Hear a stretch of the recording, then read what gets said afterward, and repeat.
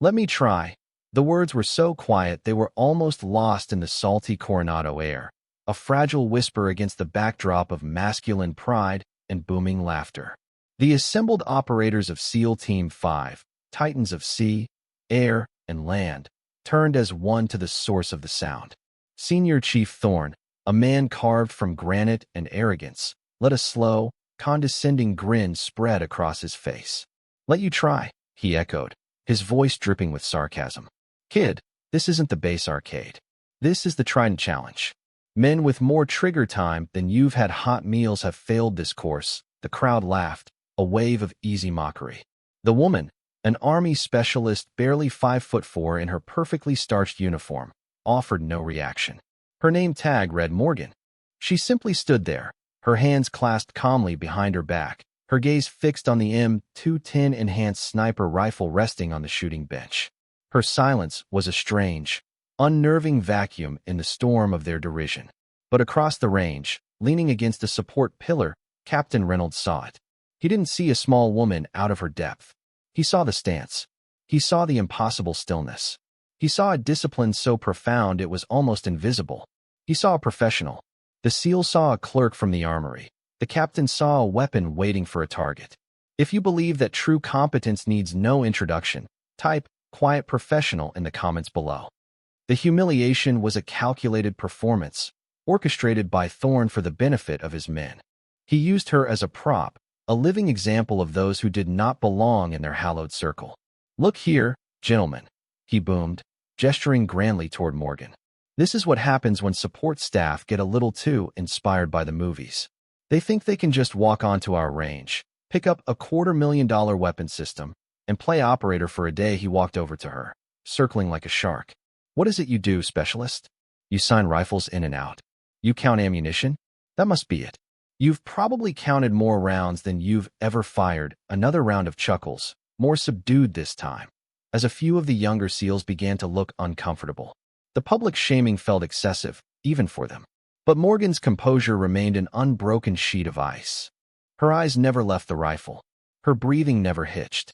She was a statue of placid neutrality amidst a sea of judgment. It was this absolute lack of reaction that began to truly unnerve them. She wasn't embarrassed.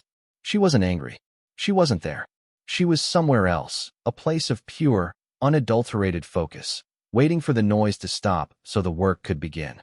Her quiet was not submission, it was patience. It was the calm before the storm, a silent promise of a reckoning that no one on that range, save perhaps one discerning captain, could possibly foresee. Thorne, misinterpreting her silence for fear, finally relented with a dismissive wave of his hand. "Fine. You want to try? Be my guest. Humiliate yourself. It'll be a good lesson for the new guys on overconfidence." He stepped back, a smug smirk plastered on his face, fully expecting a clumsy, fumbling display that would validate his prejudice. Morgan walked to the bench.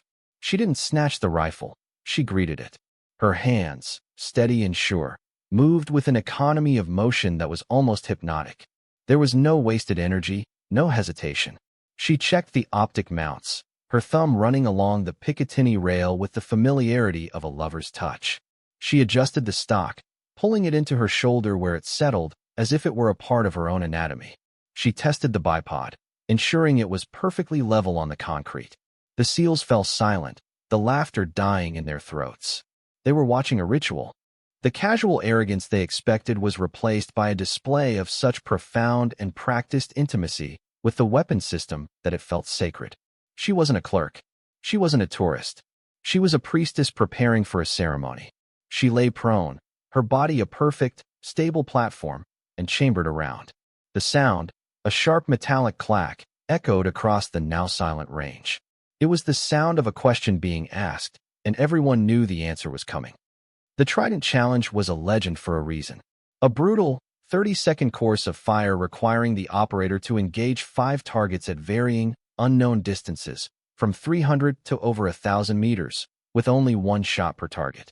The record, a perfect score in 287 seconds, was set by a SEAL legend a quarter of a century ago and had been considered untouchable ever since. The range officer hit the buzzer. The sound split the air, and Morgan flowed into action. It wasn't a series of movements. It was a single, fluid act of violence.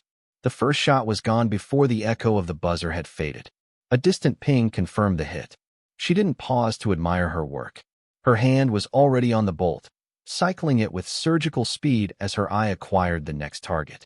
The report of the second shot overlapped the sound of the first spent casing hitting the concrete. Ping. The third target, the most difficult, a moving target at 800 meters. She didn't track it. She let it, firing into the empty space where it was about to be. Ping. The fourth shot was almost contemptuously easy for her. Ping. The fifth, a cold-bore shot at over 1,000 meters, the one that broke most shooters. She took a single, measured breath, exhaled half, and the world dissolved into a controlled explosion. A long second of silence stretched, then the final, faint, beautiful ping returned from the ether. There was only the ringing in their ears and the soft smell of cordite. She had not hesitated. She had not wavered. She had not missed. The massive digital timer on the range wall flashed, then settled. 243 seconds. A deafening, absolute silence fell over the assembled warriors. Thorne's jaw was slack, his face a mask of utter disbelief. "No," he whispered. "That's not possible." Through the stunned assembly, a figure moved with quiet authority. Captain Reynolds walked from his position by the pillar, his footsteps the only sound on the range. The seals parted for him like the sea, their eyes wide with a mixture of shock and newfound respect for the small woman still lying perfectly still behind the rifle. The captain didn't look at the timer. He didn't look at the targets. He looked at Morgan, who was now methodically clearing the weapon, her face as impassive as it had been from the start. He stopped beside her position, his shadow falling over her.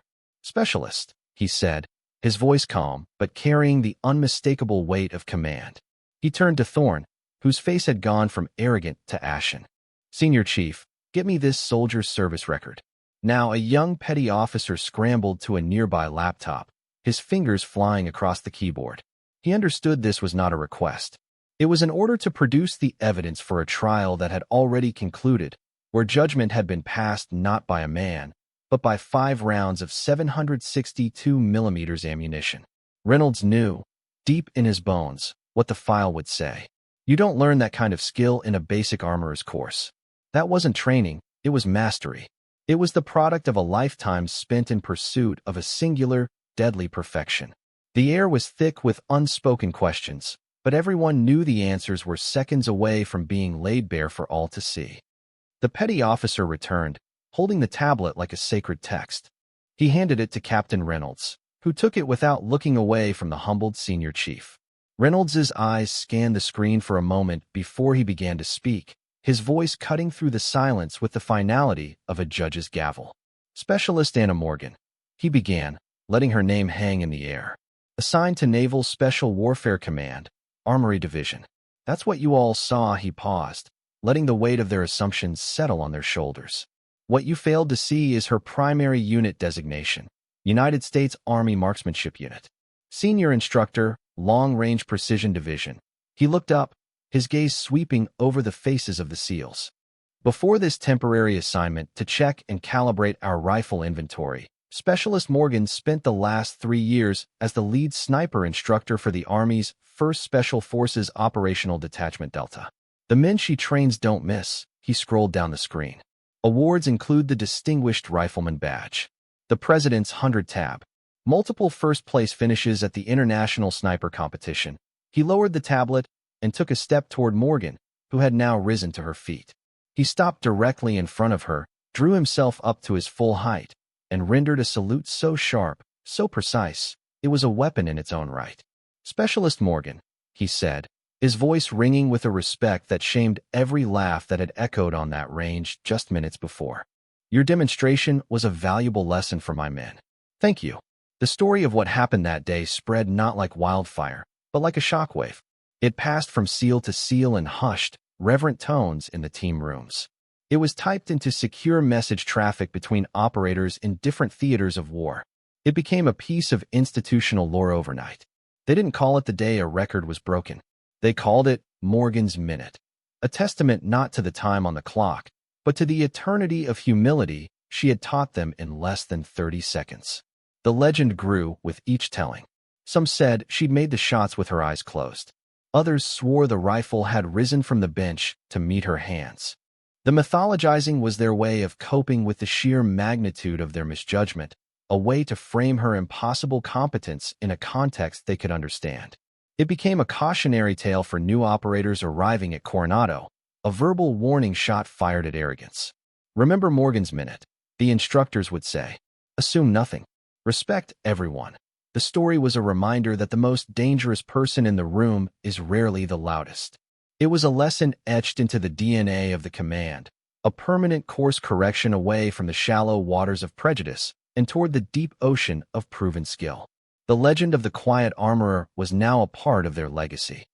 A few days later, Senior Chief Thorne found Specialist Morgan in the armory, long after everyone else had gone home.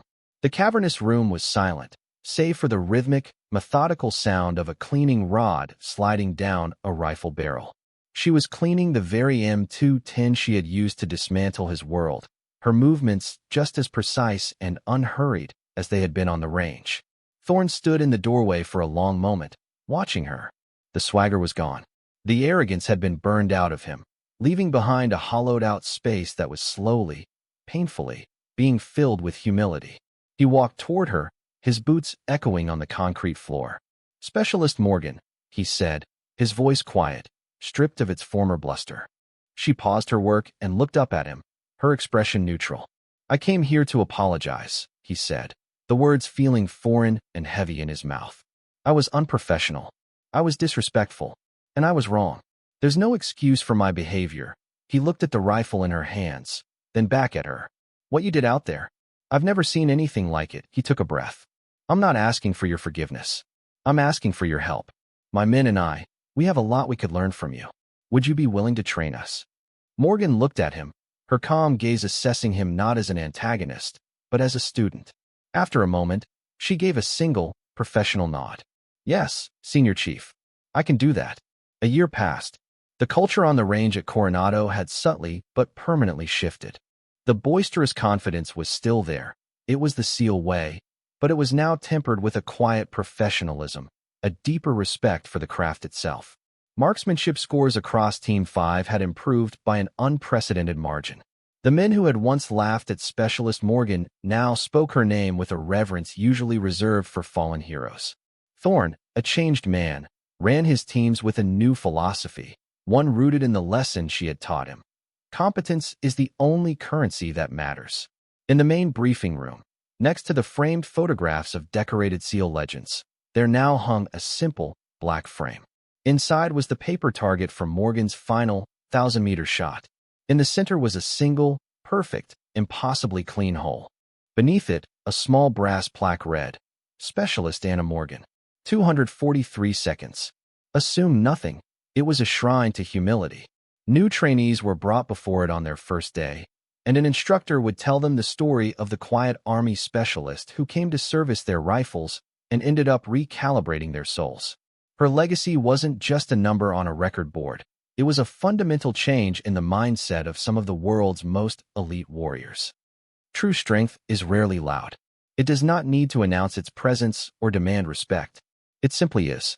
It exists in the quiet confidence of the master craftsman, in the steady hands of the surgeon, in the unwavering eye of the marksman. It is a force of nature, proven not by words, but by undeniable action. Specialist Morgan did not need to list her qualifications or argue her case. Her competence was her creed, her rifle was her voice, and the 5 perfect impacts downrange were her closing argument. The world is full of noise, of arrogant assumptions, and superficial judgments. We are taught to measure worth by the volume of the claim, not the weight of the evidence. But legacies are not built on boasts. They are forged in the silent crucible of performance, in those moments when the talking stops and the work begins. They are built by the quiet professionals who let their results speak for them, whose silence is not an absence of strength, but a testament to a power so profound it requires no validation.